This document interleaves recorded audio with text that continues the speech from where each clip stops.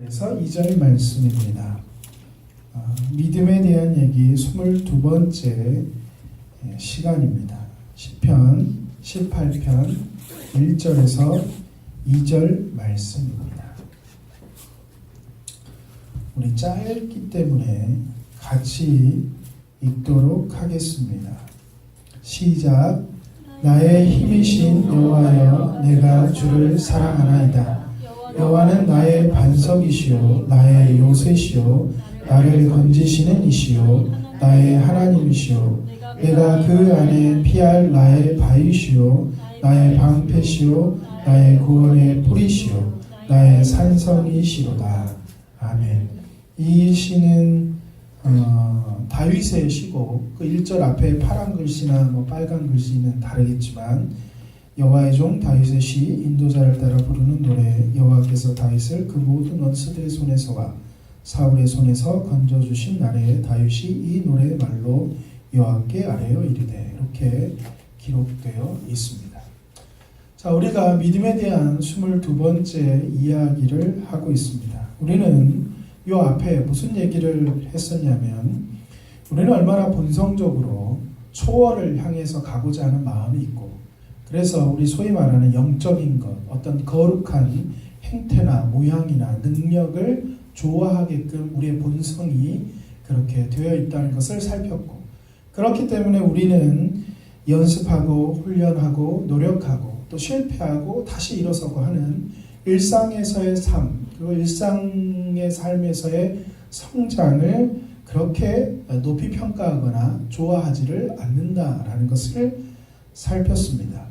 자, 두 번째, 이번부터는 뭘 볼 거냐면, 이전엔 부정적인 모습이 아니라 좋은 신앙은 도대체 무엇이냐, 어떻게 되는 것이 좋은 신앙이냐를 반대를 살피면서 봤다면, 이제는 그대로 한번 살펴보고자 합니다.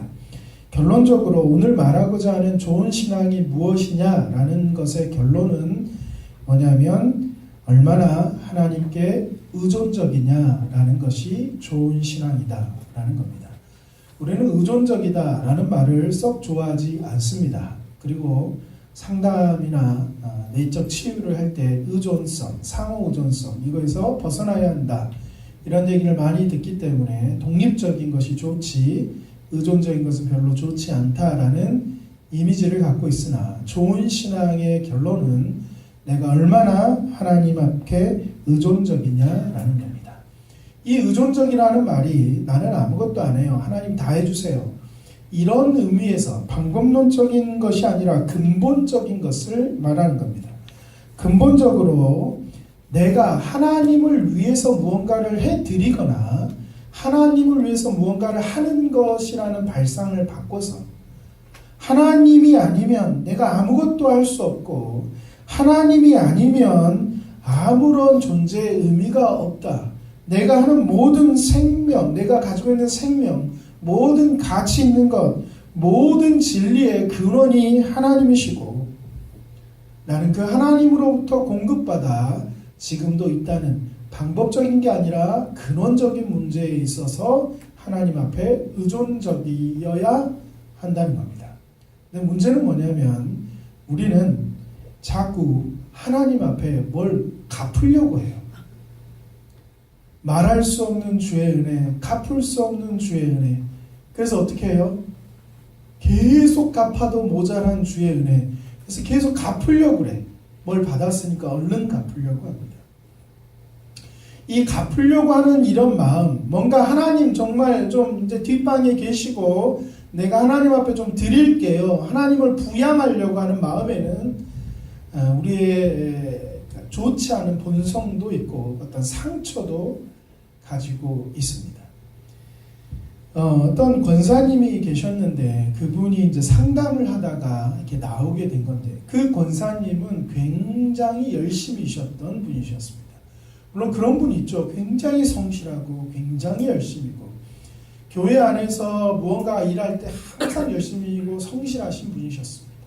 그렇다고 해서 남들 앞에 막 내가 이만큼 했다고 티를 내거나 자랑하는 그런 보기 싫은 권사님이 아니라 참 좋으신 분이셨습니다. 그러니까 항상 열심히 하고, 그렇기 때문에 모두 다 그 권사님이 믿음이 굉장히 좋다라고 생각을 했습니다. 근데 문제는 뭐냐면 그분이 항상 불안함이 여전히 있어서 어떤 상담을 받는 게 본인이 받으려는 것보다 같이 프로그램이 교회 안에서 있다가 거기서 드러나게 된 겁니다. 그건 뭐였냐면 보통 우리는 하나님에 대한 이미지, 하나님을 어떻게 생각하느냐의 이미지는 대체적으로 한 80에서 90%가 육신의 아버지와 거의 유사합니다. 그러니까 내 아버지에 대한, 육체의 아버지에 대한 이미지가 하나님 아버지의 이미지를 대체하거나 만들어내는데 거의 80에서 90%의 영향력을 줍니다. 그런 의미에서 우리나라 남자들은 신앙생활 하기가 참 어렵습니다. 왜냐하면 여기 남자분들 계시지만 아버지가 좋으신 분이 거의 없어요. 저희 아버지는 엄청 무서웠어요. 뭐 지금은 안 무섭죠. 어릴 때 너무 무서웠어요. 막 맞고 막 도망 다니고 막 보면 긴장하고 막 이래요. 그러니까 지금도 저는 하나님 앞에 오면 긴장해요. 막 너무 무섭고 그래요. 안 그래 보이겠지만 그러니까 막 반대적으로 사랑의 하나님을 그렇게 말하는지도 모르겠다라는 생각이 있습니다. 남자들도 그런데 여자들은 남자보다 조금 더 강화됩니다. 그래서 보통의 여자들은 아버지의 이미지와 하나님의 이미지가 굉장히 많이 매칭될 때가 많기 때문에 딸 가진 아버지들은 딸한테 어떻게 아버지가 됐냐에 따라 이 아이의 신앙 색깔이 완전히 바뀌는 경우가 굉장히 많습니다. 이 권사님도 이 부분 때문에 항상 하나님 앞에 열심히고 신앙이 너무 좋고 그러니까 성격이 좋은데도 항상 하나님 앞에 불안하고 하나님이 나를 버릴까봐 두렵고 이런 마음이 있었던 거예요. 그걸 찾아 들어갔더니 무슨 일이 있었냐면 이 권사님이 어릴 때 아버지가 있었는데 그 아버지가 두 집 살림을 한 거예요. 소실을 옛날에는 이런 경우가 많죠. 작은 부인을 얻어가지고 이렇게 딴 집 살림을 했던 겁니다. 그래서 아버지가 이쪽에 왔다가 저쪽에 왔다 이러신 걸 반복을 했었던 거예요. 근데 이 어린 딸 입장에서는 무슨 생각을 했냐면 아버지가 그 집에 안 갔으면 좋겠고 여기 있었으면 좋겠는 거예요. 그래서 어린 마음이 뭐냐면 내가 열심히 잘해갖고 아버지 눈에 잘 보여서 아버지가 딸이 이뻐서라도 우리 집에 계속 있었으면 좋겠다라는 마음을 가졌어요. 아이들이 보통 이런 생각을 갖습니다. 근데 이 아버지가 그런 와중에 아예 이쪽으로 오지 않고 작은 집으로 아예 가서 살림을 차리고 거기서 아예 살게 되고 이 권사님은 어릴 때부터 아버지가 있으나 아버지가 없는 채로 살았던 거예요. 이 마음이 자라서 하나님 아버지에 대해서도 똑같은 마음으로 어떻게 하냐면 교회 안에서 하나님 앞에서 열심히 하는 거예요. 이쁨 받으려고 열심히 하는 거예요. 근데 그 마음 한켠에는 무슨 마음이 있냐면 하나님이 나를 떠나지는 않을까 라는 마음이 있었단 말이죠. 자, 왜 무슨 마음이 제가 말하려고 하냐면 우리의 정서에는 이런 마음이 이렇게 구체적으로 있지 않아도 어떤 마음이 있냐면 무언가 공짜로 받는 것에 대한 부담이 있고 무언가를 해서 보상을 받아야 된다 생각할 뿐만 아니라 하나님이 나에게 무언가를 주었으면 무언가를 갚아야 된다라는 정서가 굉장히 많이 있습니다. 또 어떤 사람들한테는 어떤 게 있냐면 내가 하나님 앞에 열심히 해가지고 하나님이 나를 예뻐보고 하나님 나를 아주 가까이서 보고 눈여겨보아서 나를 떠나지 않거나 혹은 더 나아가서 나에게 복을 주거나 나에게 뭔가 좋은 거를 주는 그런 것들을 바라보게 되면서 뭘로 나오게 되냐면 하나님 앞에 아주 열심히 있게 됩니다. 아주 열심을 내고 최선을 다합니다. 그러다 보니까 주위 사람들은 그 열심히 있고 최선을 다하는 걸 보면서 신앙이 좋다라고 여기게 되지만 실상 그 사람 마음속에는 열심으로 무언가를 할 때는 모르나 열심히 끝나고 홀로 있거나 그 일이 다 마무리되고 나면 말할 수 없는 공허함과 불안함을 은근히 갖게 되어 있습니다. 이게 우리의 정서가 그렇고 우리의 문화가 그렇고 사실상 우리뿐만 아니라 다른 문화에서도 이런 경우들이 계속 나와 있습니다. 그러니까 다시 한번 말하지만 그렇게 열심을 내는 것이 결코 신앙에 좋은 것, 좋은 신앙을 가지는 것이 아니라 진짜 좋은 신앙은 뭐냐면 얼마나 하나님 앞에 의존적이냐는 겁니다. 얼마나 하나님 앞에 의존적이냐. 자, 우리가 하나님 앞에 갚겠다라고 하는 마음 속에는 어떤 마음이 들어있냐면 하나님이 내 삶에서 필요한 부분은 몇 가지로 있고 나머지는 내가 할 수 있다라는 마음이 들어있습니다. 그러니까 하나님이 오셔가지고 내 삶에서 구원을 받게 하거나 천국에 가게 하거나 뭐 생명을 주거나 이런 문제는 하나님이 정말 도와주셔야 되는 문제이지만 그 외에 다른 부분, 내가 직장에서 일을 하거나 가정에서 사람을 만나거나 아니 가족을 만나거나 또 사람을 만나거나 이런 일에서는 하나님이 굳이 나를 안 도와주셔도 내가 할 수 있다, 내 힘으로 할 수 있다라는 생각을 은연중에 갖습니다. 그러니까 하나님이 나를 구원시켜 주었고 나를 천국 백성 만들어 주었고 하나님 나를 사랑하고 있는 걸 너무 잘 알고 그 일에 너무 감격스럽고 감사하니까 이제 하나님 나머지는 내가 알아서 다 할 테니까 하나님은 조금 쉬셔도 됩니다 라는 마음이 우리 가운데 있습니다. 어쩌면 그게 좋아 보이고 그럴듯해 보이지만 그 마음에는 뭐가 있냐면 내 힘으로 하겠다, 내 힘으로 할 수 있다라는 마음이 숨겨져 있습니다. 이걸 좀 유식하게 말하면 자기의가 숨겨져 있다 이렇게 표현할 수 있습니다. 그런데 오늘 본문 시편 18편 1절에서 2절에 뭐라고 나왔냐면 나의 힘이신 여호와여 내가 주를 사랑하나이다. 여호와는 나의 반석이시요 나의 요새시요 나를 건지시는 이시요 나의 하나님이시요 내가 그 안에 피할 바위시요 나의 방패이시요 나의 구원의 뿌리시요 나의 산성이시로다. 우리가 익숙하게 들은 말이기도 하지만 하나님은 나의 보호자이고 나를 지켜주시는 분이다. 자, 여기서 더 발전해가지고 뭐 하냐면 18편 30절에 보면 하나님의 도는 완전하고 여호와의 말씀은 순수하니 그는 자기에게 피하는 모든 자의 방패시로다. 여호와 외에 누가 하나님이며 우리 하나님 외에 누가 반석이냐. 이 하나님이 힘으로 내게 띠띠우시며 내 길을 완전하게 하시며 나의 발을 암사슴 발 같게 하시며 나를 나의 높은 곳에 세우시며 내 손으로 가르쳐 싸우게 하시니 내 팔이 놋화를 당기도다.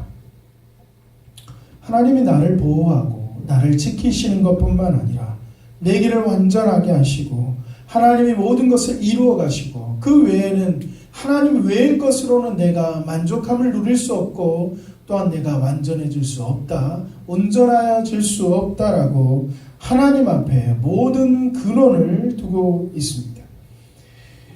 우리의 모든 좋은 것과 우리의 모든 가치 있는 것과 모든 의로운 것이 다 하나님으로부터 나온다 라는 그 말에 좋은 신앙은 이런 차원에서 하나님 앞에 온전히 의존적인 것입니다.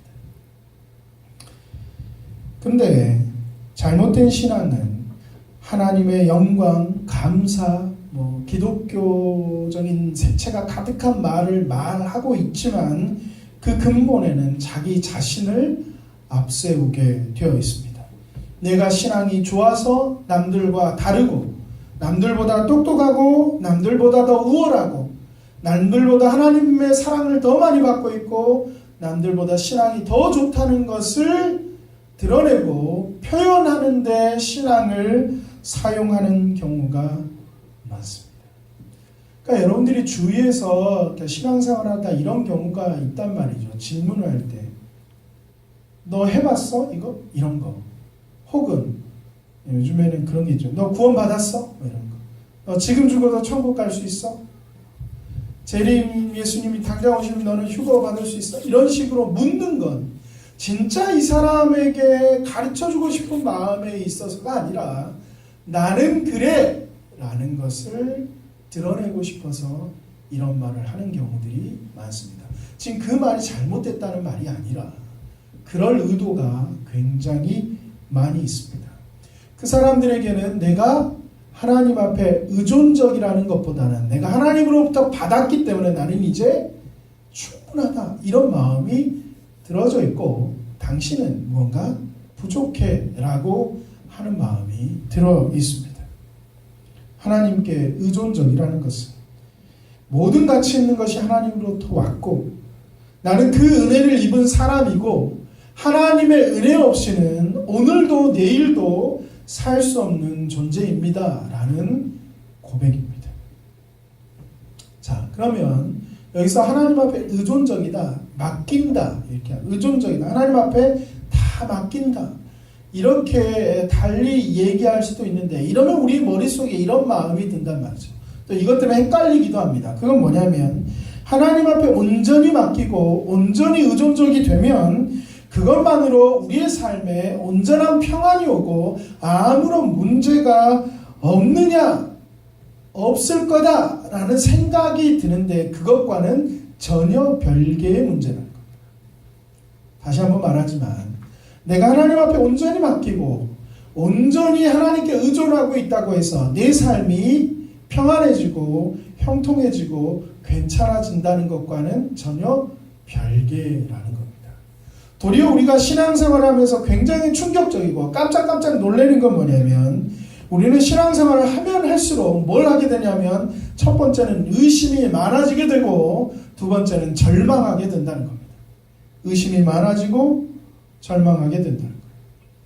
도리어 우리가 생각할 때는 예수를 믿고 신앙생활을 열심히 하고 하나님 앞에 온전히 맡기고 의존적이 되면 우리에게 의심은 사라지고 확신 가운데 더 거하게 되고 절망보다는 평안을 누리게 될 거라고 생각하지만 언제나 우리에게 다가오는 의심과 절망에 대하여 우리는 깜짝 놀랄 뿐만 아니라 낙심하게 되고 어쩔 때는 숨기게 되어 있습니다. 의심하는 것과 절망하는 것. 때마다 다르겠지만 이 의심과 절망이 때마다 다르겠지만 다시 결론적으로 말하자면 하나님 앞에 온전히 맡길 때 의심과 절망이 오는 것은 지극히 당연한 것이고 더 나아가서는 의심과 절망이 없다면 우리는 신앙생활을 제대로 하고 있지 않은 것일 수도 있습니다. 의심에 대한 얘기를 좀 하겠습니다. 좋은 신앙을 가졌기 때문에 나는 아무런 의심도 없습니다. 나는 확신을 가지고 있습니다. 뭘 걱정해? 까짓것 하나님께 맡기면 평안을 주실 거야. 이런 얘기를 하는 사람은 왜 할까요? 이런 얘기를? 어쩔 때 이런 얘기가 가능할까요? 남일일 때만 가능합니다. 남일일 때만. 강 건너 불 구경할 때는 불이 예쁘잖아요. 근데 강 건너 불이 우리 집이면 환장할 일인 거죠. 그거랑 비슷한 겁니다. 여러분 이 세상에서 안 아픈 아픔은요 남의 아픔. 이 세상에서 제일 아픈 건 내 아픔. 동의하십니까? 하나님 앞에 맡겨. 그러면 평안해. 나 봐. 하나님 앞에 맡겼더니 정말 평안하고 아무런 문제가 없어. 나는 의심도 없고 확신 가운데 거하고 살아. 이거는 거짓말이거나 나는 하나님 믿기 때문에 다 맡겨서 마음이 평안해. 이렇게 표현한 사람은 머리가 없거나 이 머리가 없다는 것은 머리카락이 아니라 뇌가 없거나 정신장애이거나 아니면 신앙을 잘못 이해한 겁니다. 우리의 삶에서 우리의 인생에서는 언제나 의심할 것과 걱정할 것과 절망할 것이 하루도 없는 날이 없습니다. 위로가 되십니까? 언제나 있게 되어 있습니다. 물론 감격의 순간이 있죠. 하나님 앞에 막 감격받아서 내가 정말 하나님 해결하시구나 할렐루야 이럴 때가 없다는 얘기는 아닙니다. 그러나 그런 감격의 순간이 있다고 해서 나의 삶의 모양이 바뀌지는 않아요. 내 남편 그대로고 내 자식 그대로예요. 직장 똑같고 내 성격 그대로입니다. 하나님이 막 확신 줬다고 해서 갑자기 내가 건강해지거나 벌떡 일어나거나 이런 일들은 거의 일어나지 않습니다. 그렇기 때문에 우리는 도리어 매일매일의 삶에 의심과 절망과 낙심할 일들이 끊임없이 있다는 사실을 생각해야 됩니다. 근데 아무런 의심이 없다. 나는 확신 속에 산다. 내가 하나님 앞에 맡겼더니 평안하다라고 말하는 사람은 뭐 하려는 거냐면 내가 얼마나 신앙이 좋은가를 자랑하려고 하는 것뿐이에요. 자랑. 나 너랑 달라. 그러나 까놓고 들어가면 똑같아요. 하늘을 떠다니면서 살지 않는 이상 똑같단 말이에요. 우리는 땅을 디디고 살기 때문에 또 우리의 육체를 그대로 갖고 있기 때문에 내 현실이 세상 속에 그대로 있기 때문에 우리의 현실이 바뀌지 않습니다. 자, 그걸 어디서 할 수 있냐면 히브리서 3장 1절을 한번 찾아보겠습니다. 히브리서 3장 1절입니다. 그런 우리의 상황을 너무 잘 알고 있기 때문에 기록된 말씀입니다. 히브리서 3장 1절입니다. 그래서 이렇게 말합니다. 그러므로 함께 하늘의 부르심을 받은 거룩한 형제들아, 우리가 믿는 도리의 사도이시며 대제사장이신 예수를 깊이 생각하라. 그는 자기를 세우신 이에게 신실하시기를 모세가 하나님의 온 집에서 한 것과 같이 하셨으니. 자, 구원받은 형제들아, 누구를 생각하라는 거예요? 누구를? 예수를 깊이 생각하라, 이렇게 말합니다. 자, 이 히브리서는 누구를 대상으로 썼냐면 유대인들을 대상으로 썼습니다. 유대인들이, 이 히브리서를 받은 유대인들이 뭐냐면 유대 당국과 로마 당국에서 기독교인들을 굉장히 핍박을 하다 보니까 많은 유대인들이 예수를 믿다가 예수를 부인하고 다시 유대교로 돌아가게 됩니다. 그때 이 히브리서를 쓰므로 유대교로 돌아가지 마라. 예수가 진짜 메시아이고 그게 너무너무 중요하다라는 의도를 가지고 쓴 게 이 히브리서입니다.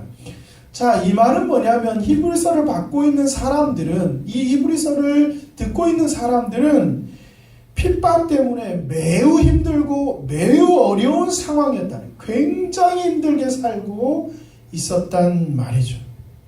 힘들게 살고 있는 그들에게 무슨 말을 하냐면 예수를 깊이 생각하라. 깊이 생각해. 아, 예수님 날 사랑하셨죠. 이걸 깊이 생각하라는 얘기가 아니라 예수님이 어떻게 살았는지를 깊이 생각하는 거예요. 그분은 하나님의 아들이고 그분은 온 권위, 온 능력을 다 가지신 분이셨는데 뭐 하셨냐면 종의 몸으로 이 땅에 와서 십자가를 지시기까지 순종하였단 말이죠. 자기가 죄를 지은 것도 아닌데 온갖 죄를 다 자기가 짊어지고 십자가에 달리실 뿐만 아니라 하나님과 분리되는 데까지 갔단 말이에요. 얼마나 원통하고 얼마나 답답하고 얼마나 고통스러운 길이었는지를 생각해보세요. 겟세마네 기도를 생각해 보십시오. 예수님이 십자가에 달리실 때 나는 하나님 앞에 맡겼으니 평안하다. 나는 모든 것을 다 감당하리라. 이런 기도하지 않았단 말이에요. 하나님 앞에 땀방울이 핏방울처럼 떨어지며 기도하는 모양이 어땠냐면 주여 할 수만 있겠다면 이 잔을 내게서 떠나가게 하여 주십시오. 얼마나 힘들고 얼마나 고통스럽고 얼마나 가고 싶지 않은 길이었지만 내가 순종하며 가겠다라는 기도가 겟세마네의 기도이다. 그러나 나의 원대로 마시고 아버지의 뜻대로 하옵소서. 예수님조차도, 우리의 대장 되신 예수님조차도 힘들고 절망스럽고 괴로운 길을 갔단 말이죠. 그러니 너희들도 뭐 하라는 거냐면 예수를 깊이 생각하라. 우리가 하나님 앞에 맡기고 하나님 앞에 온전히 의존한다고 해서 우리가 아무런 걱정과 의심과 어려움 없이 이 땅이 아니라 하늘을 홀홀 날아가는 것처럼 맨날 평안하게 산다는 의미가 결코 아니란 말이죠. 힘들고 고통스러운 어려운 상황에도 좋은 신앙, 좋은 믿음이라는 것은 내가 하나님을 놓지 않겠다. 하나님이 주신 것만으로 힘을 삼지 세상의 달콤함으로 유혹을 이겨내고 그것으로 나의 근거를 삼지 않겠다. 하나님이 인정하는 것으로만 그 길을 걷겠다라고 각오하고 결단하고 순종하는 것이 좋은 신앙입니다. 좋은 믿음 가졌더니 봐라 형통하게 되었다. 이거는 믿음을 가지고 믿음을 빙자해서 나는 너와 다르다고 자기 자랑을 하는 것뿐입니다. 여러분 다시 한번 생각하십시오. 다시 한번 이 말을 집중하십시오. 여러분 주위에서 나 예수 믿고 났더니 내가 어디서 기도받았더니 내가 어디 집회 갔다 왔더니 나는 평안해. 이거는 다 사기입니다. 그런 인간은 없습니다. 그렇게 살 수는 없어요. 죽기 전까지. 그건 단지 자랑하려는 것뿐입니다. 거기에는 그 자랑 속에는 십자가를 지는 예수가 등장할 이유도 없고 실제로도 예수님은 그곳에 없습니다. 우리가 의심을 하는 이유는요. 왜 의심을 하냐면 그런 상황 속에서 왜 의심하냐면 하나님의 인도하심이 또 하나님께서 나를 향한 뜻이 내 수준과 내 생각보다 훨씬 높기 때문에 의심이 되는 거예요. 다시 한번 말하면 내가 왜 의심을 하냐면 하나님이 나를 향한 뜻과 그리고 하나님이 나를 어디로 인도하시는 그 인도하심이 내 지금의 현실과 내 수준과 비교하면 너무 격차가 나기 때문에 우리는 그 상황 속에서 하나님 앞에 뭐라고 말하냐면 하나님 과연 하나님은 살아 계시는 겁니까? 라고 그 의심을 하나님 앞에 항변하는 거예요. 이 의심은 하나님이 살아 계시는 걸 부인하려고 하는 의심이 아니라 하나님 앞에 더 큰 확신과 더 큰 신뢰를 가지고 싶다라고 투덜거리는 거예요. 그러니까 하나님 앞에 의심을 말하죠. 하나님을 부정하는 의심은요, 교회에 와서 할 이유도 없고 목사 앞에 할 이유도 없어요. 그 사람 그냥 교회를 안 나오고 딴 데 가서 하면 돼요. 근데 우리는 하나님의 인도하심과 하나님의 뜻이 무엇인지를 알아요. 기도하고 말씀 보고 설교 들을 때마다 나를 향한 하나님의 뜻이 뭔지는 아는데 내 삶이 너무 그 의도와는 너무너무 거리가 멀어. 그러니까 하나님 과연 하나님 살아계시기는 합니까? 하나님 나를 인도하긴 하십니까? 하나님 지금 내 옆에 계시긴 하나요? 라고 의심하는 것. 의심의 수준이 다르고 그런 의심이 없이는 믿음이 결코 절대로 깊은 곳으로 나아갈 수가 없습니다. 정당한 믿음의 길을 걷는 자에게는 그 믿음을 소유한 자에게는 언제나 이런 의심은 끊임없이 찾아오게 되어 있습니다. 그리고 그 의심은 더 하나님을 알고 싶은 동기나 욕구로 변하게 되어 있습니다. 여러분 때때로 의심하게 되지 않습니까? 저도 얼마나 많은 의심이 있는지 몰라요. 하나님 정말 내 삶에 개입하시긴 합니까? 하나님 정말 살아계시나요? 도무지 느껴지지가 않습니다. 하나님 정말 나에게 그때 말씀하신 그 약속이 맞기는 합니까? 하나님 저를 목사로 세우셔서 이 길 가게 하셨는데 이 길이 맞긴 합니까? 정말 내가 그때 제대로 들은 거 맞나요? 이런 의심이 왜 없겠습니까? 그 의심이 없다면 어쩌면 나는 아무런 신앙을 믿음을 갖고 있지 않은 것일 수도 있다는 말입니다. 의심은 너무 당연한 거고 의심은 도리어 좋은 믿음으로 가기 위한 발판이 됩니다. 절망하는 것이 됐습니다. 절망. 왜 절망과 뭐 비슷한 말로 낙심 이렇게 말하죠. 왜 우리 가운데 절망이 오느냐? 이 절망이 오는 이유는 뭐가 안 되니까 절망이 온 거예요. 뭐가 안 되니까. 하나님 우리한테 요구하는 것이 잘 안 돼. 첫 번째 안 되는 이유는 하나님이 뭘 요구한지를 몰라. 뜻을 몰라. 말씀을 알면 된다는데 읽어도 잘 모르겠어. 이건 뭐 차치하고라도 알아도 안 돼. 하나님이 사랑해라, 용서해라. 왜 이런데 안 돼. 그 인간 몸은 막 부글부글 올라. 이런 거죠. 우리가 절망하는 가장 근원적인 이유는 우리가 못나서 그렇습니다. 못나서.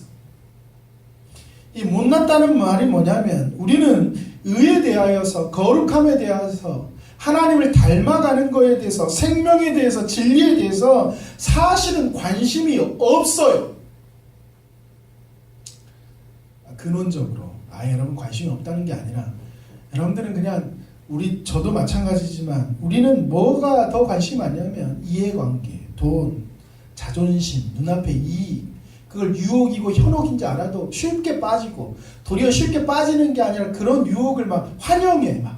그래서 유혹은 금세 빠져요. 그래서 막 죄 짓고 막 이렇게 돌아오고. 그게 우리 가운데 더 익숙해요. 의롭고 하나님 닮아가고 거룩해지고 정말 성스러운 삶 이렇게 표현할 수 있죠. 정말 멋진 삶에 대한 거는 머릿속으로는 있을지는 몰라도 우리는 진짜 그렇게 살고 싶지는 않단 말이죠. 이게 우리의 첫 번째 못남입니다. 근데 그 못남 플러스 뭐가 있냐면 하나님의 기대가 있어요. 우리는 본성적으로 굉장히 못났는데 생각도 짧고 본성도 삐뚤어져 있어요. 근데 그 위에다 하나님이 힘겨운 짐을 하나 또 얹었습니다. 그게 뭐냐면 우리의 책임, 우리의 존재, 하나님의 기대, 하나님의 뜻, 하나님이 우리를 향한 인도하심 이런 거죠. 뭐냐면 우리는 완전 바닥인데 우리를 하나님의 자녀 되는 데까지 올리겠다라는 무거운 짐을 또 하나 걸어놨습니다. 하나님의 요구와 목표를 보니까는 말도 안 되는 수준인 거죠. 그러니 얼마나 신앙생활이 힘들겠습니까? 힘드니까 뭐가 되냐면 절망하게 되는 거예요. 그래서 우리는 매일매일 예수의 일찍 믿은 걸 후회하죠. 아이고 죽기 전에 믿을 걸 왜 20대에 믿어가지고 이 고생을 80세까지 해야 된다 이런 생각을 말은 안 하지만 마음속에 막 있고 은근히 죽기 전에 결단하고 천국 간 사람 부럽고 막 안 그러십니까? 사실 이게 부러웠던 적이 제가 있었습니다. 목사가 되면 임종이나 장례를 굉장히 많이 가는데 그때도 임종 때 임종을 앞두신 분인데 예수를 안 믿으신 분이셨습니다. 그러면 막 그 주위에 있는 분들이 막 어떻게든 예수를 전해서 결단시키려고 막 엄청 노력합니다.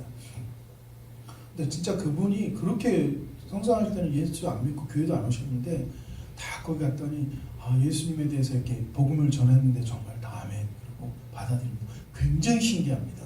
받아들이고 아멘. 그런데 마음 한켠에 완전 부러운 거예요. 야, 자기 마음대로 막 살다가 딱 그때 딱 믿고 천국 완전 좋다. 난 지금 뭐하나 이런 생각이 솔직히 말을 안 했지만 한켠에 딱 있는 거죠. 여러분 이만큼 신앙생활하는 게 쉬운 것이 아니란 말이에요. 그거 너무 여러분 쉬울 거라고 너무 착각하시면 안 돼요. 굉장히 어려운 겁니다. 여러분 우리 권사님 아들이 탁구 선수인데 그쵸? 탁구 선수인데 운동하는 것은요 못할 짓입니다. 인간이 할 짓이 아니에요. 탁구공이요 2.5g입니다. 탁구공 2.5 밟으면 팍 깨져요. 요만하게 가벼워. 탁구공이 이렇게 치잖아요. 이렇게 치거나 뭐 이렇게 치거나 치죠. 2.5g을 치려고 탁구 선수 뭐 하냐면 맨날 달리기를 하고 역기를 들어요. 탁구공하고 역기가 뭔 상관이야. 막 줄도 탑니다. 막 마치 육상 선수인 것이냐 막 산 타고 막 이래요. 막 죽을 것 같이 한계에 막 간다 갈 때까지 그 선수들을 막 몰아가요. 이게 태릉 선수촌입니다. 말이 선수촌이지 우리로 하면 거의 난 선수 아닌데 거기 넣어놓으면 거의 강제 수용소랑 비슷한 거예요. 깨우고 띄우고 막 이기고 운동시키고 오바이트 할 때까지 운동시키고 또 잠깐 쉬었다 또 하고 막 이렇게 그렇게 해야 뭐하냐면 그래야 국가대표라도 간다 하고 그래야 메달권에 조금이라도 들 수 있는 가능성을 갖는단 말이에요. 이해가세요? 쉬운 게 없단 말이에요.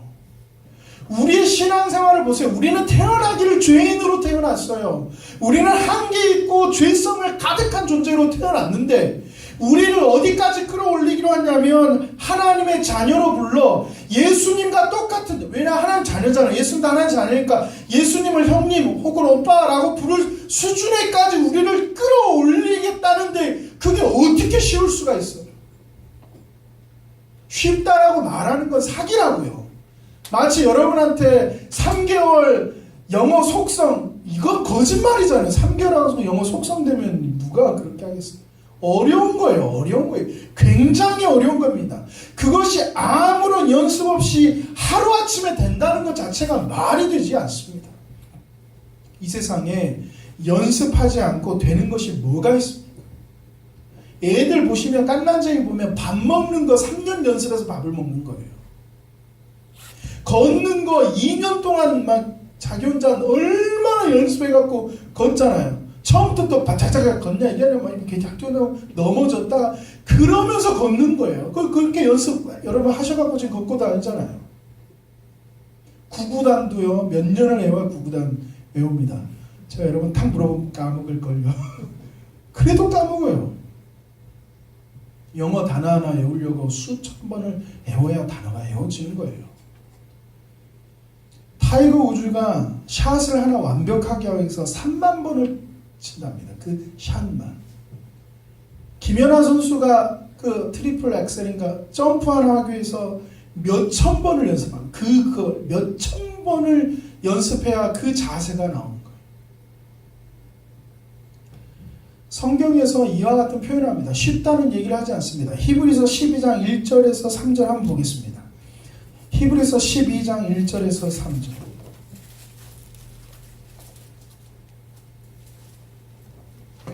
이러므로 우리에게 구름같이 허다한 증인들이 있으니 모든 무거운 것과 얽매기 쉬운 죄를 벗어버리고 인내로써 우리 앞에 당한 경주를 하며 믿음의 주요 또한 온전하게 하시는 이인 예수를 바라보자. 그는 그 앞에 있는 기쁨을 위하여 십자가를 참으사 부끄러움을 개의치 아니하시더니 하나님 보좌 우편에 앉으셨느니라. 너희가 피곤하여 낙심하지 않기 위하여 죄인들이 이같이 자기에게 거역한 일을 참으신 일을 생각하라. 허다한 증인들이 있고 예수님이 있는 그를 생각하라는 거예요. 왜냐하면 그 예수님도 그 신앙의 선배들도 낙심할 일이 허다하게 많이 있었어. 너희들하고 똑같은 성정을 가지고 있는 사람이야. 그러니까 너가 지금 힘들고 고통스럽고 낙심할 일이 많은 건 매우 당연한 일이야.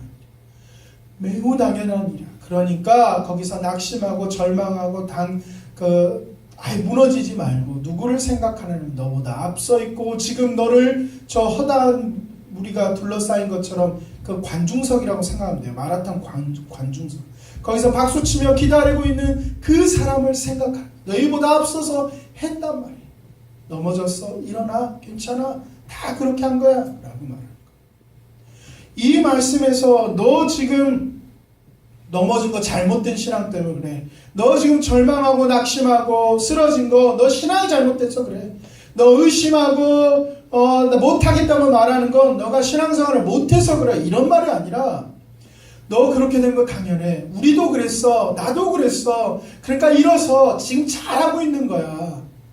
라고 얘기하는 겁니다. 경주란 말이죠. 경주. 무거운 것들을 내버리고 얽매이기 쉬운 것들을 내버리고 아주 힘써서 달려가는 경주란 말이에요. 그렇기 때문에 우리의 신앙생활은 언제나 우리의 한계를 가게 되어 있습니다. 아니 하나님이 한계를 몰아치게 되어 있습니다. 여러분 여기서 운동해 보신 분은 알겠지만 운동할 때 그런 말을 합니다. 팔굽혀펴기를 할 때 내가 20개를 할 수 있다 치면 이 옆에 있는 20개를 딱 했어요. 이 옆에 있는 애도 20개 이쪽 저쪽을 하는데 얘는 막 근육이 나오면 살이 쫙쫙 빠지는데 나는 그대로야. 라고 물으면 왜 그러냐 그러면 20개를 한 다음에 이제는 정말 할 수가 없다. 난 진짜 너무 죽을 것 같아. 라고 할 때 하는 하나가 근육이 는답니다. 아, 그 말을 듣고 안 해야지. 이런 생각을 해서 이 몸이고요. 열심히 한 사람은 바뀌나요. 그 운동은 다 그래요. 자기의 한계를 딱 가서 거기서 하는 것. 그게 자기 실력이 돼요. 운동하고 관련 없는 사람이겠지만 그런 겁니다. 그래서 잘하는 사람과 못하는 사람이 못한 사람 아예 안 한 게 아니에요. 잘하는 사람이 훨씬 몇 배의 노력을 한 게 아니라고요. 대부분 다 노력의 퍼센트는 비슷비슷한데 잘하는 사람은 그 종이 한 장을 뛰어넘는 거예요. 그때 또 하는 거예요. 근데 못한 사람 한계까지 가서 딱 멈추는 겁니다. 그래야 실력이 됩니다. 우리의 신앙이 성장하는 유일한 방법이 여기 있습니다. 우리의 신앙이 성장하는 것도 연습하여 그 한계를 넓혀가는 거예요. 한계를 조금씩 넓혀가는 거예요. 그럼 한계를 넓히려면 한계까지 가서 거기서 좀 더 해야 한계가 넓혀져요. 그 또 한계까지 가서 조금 더 해야 넓혀져요. 그래야 점점 넓혀져 가는 거예요. 한계를 가서 조금 더 하는 건 정말 힘듭니다. 정말 죽을 것 같은 연습을 해야 합니다. 그래서 히브리서에 말하는 게 예수 그리스도의 십자가를 제시하고 보여주는 겁니다. 한계까지 가서 이미 가신 분이 있으니 가서 또 넓히라는 거예요. 또 넓히라는 거예요. 그러니 절망하지 않을 수가 없죠. 절망하는 건 당연한 거고 낙심하는 것도 당연한 겁니다. 절망하지 않고 낙심하지 않는 건 신앙 때문에, 그거는 시도하지 않기 때문에 그래요. 근데 이 절망에 대한 얘기, 어렵다는 얘기만 너무 하면 이제 힘들까봐 히브리서 4장 14절에 이런 위로가 있습니다. 히브리서 4장 14절에 그러므로 우리에게 큰 대제사장이 계시니 승천하시니 곧 하나님의 아들 예수시라.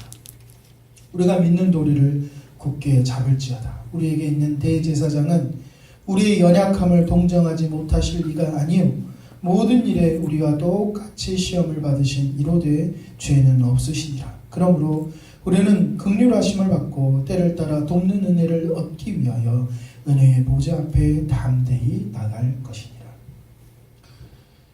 좋은 신앙에서 아까 결론적으로 말하면 하나님을 의존하는 것이다 라고 말하는 것은 이것도 포함됩니다. 곧 예수님이, 하나님이 나를 도와주신다는 것도 포함되는 겁니다. 좋은 신앙은 하나님께서 우리의 모든 것이 된다는 것을 믿는 겁니다. 그 모든 것에서는 하나님이 우리를 사랑하시고 우리를 이끌어서 만들고자 하는 거룩한 목표가 있고 그것을 위해서 하나님께서 우리를 인도해 가신다는 것을 믿는 것이고 그 가는 여정 가운데 우리가 책임지고 우리가 감당하고 우리가 연습하고 우리가 훈련하고 결단해야 되는 부분이 분명히 있다는 것을 믿는 것이고 또한 나아가서 그 길을 걸어갈 때 하나님께서 너 혼자 알아서 해라 라고 하는 게 아니라 우리가 도움을 구할 때 또 우리를 기꺼이 돕기 위해서 하나님이 항상 같이 하고 있다는 것을 믿는 것입니다. 그 자비로움과 인자하심과 간섭하심을 의지하고 의존해 가는 것. 그리고 우리가 가는 그 길이 하나님이 목표를 가지고 있는 그 인도하심의 길이 있다는 걸 믿는 것. 이게 좋은 신앙이고 이 좋은 신앙은 한마디로 하나님 앞에 의존하고 맡기는 겁니다. 우리의 연약함을 도우시는 예수님. 그 말이 우리가 아무것도 하지 않고 게으르게 있어도 된다, 알아서 인도한다 라는 것을 의미하지 않습니다. 우리가 노력하고 움직여야 됩니다. 하나님이 우리에게 책임을 줬고 우리가 움직이고 연습하고 훈련해야 된다는 것과 그럼에도 불구하고 이 모든 것들을 다 하나님께서 인도하실 뿐 아니라 공급하시는 힘이 있고 도우시는 간섭함이 있고 자비로움이 있다는 이 균형 속에 있을 때 우리의 신앙은 올바르게 좋은 신앙으로 자라게 되어 있습니다. 여기서 경계해야 되는 것은 종교라는 이름으로 자신을 자랑하는 것을 경계해야 됩니다. 또한 주위에서 자신을 자랑하려고 신앙의 어떤 명분 혹은 하나님을 이용하는 사람들의 그 말에 휘둘리거나 낙심할 필요가 없음도 여러분 가지셔야 됩니다. 우리는 하나님으로부터 오는 것으로 모든 것이 다 하나님으로부터 온 것을 인정하고 모든 일상의 삶이 하나님이 인도하는 그 길 가운데 있는 것임을 인정하며 그 가운데 소망이 있고 그 길을 걸어가는 우리 가운데 하나님의 도우심과 간섭함과 사랑함과 은혜로움이 끊임없이 있다는 것을 기억하여 책임있게 우리가 맡은 그 자리에서 최선을 다해서 살아가고 있는 것, 이것이 바로 좋은 신앙이고 좋은 신앙의 길임을 여러분 기억하셔야 합니다. 저 여러분 모두 그 좋은 신앙의 길을, 그렇게 자라나는 길을 함께 걸어가기를 간절히 축원합니다. 같이 기도하겠습니다.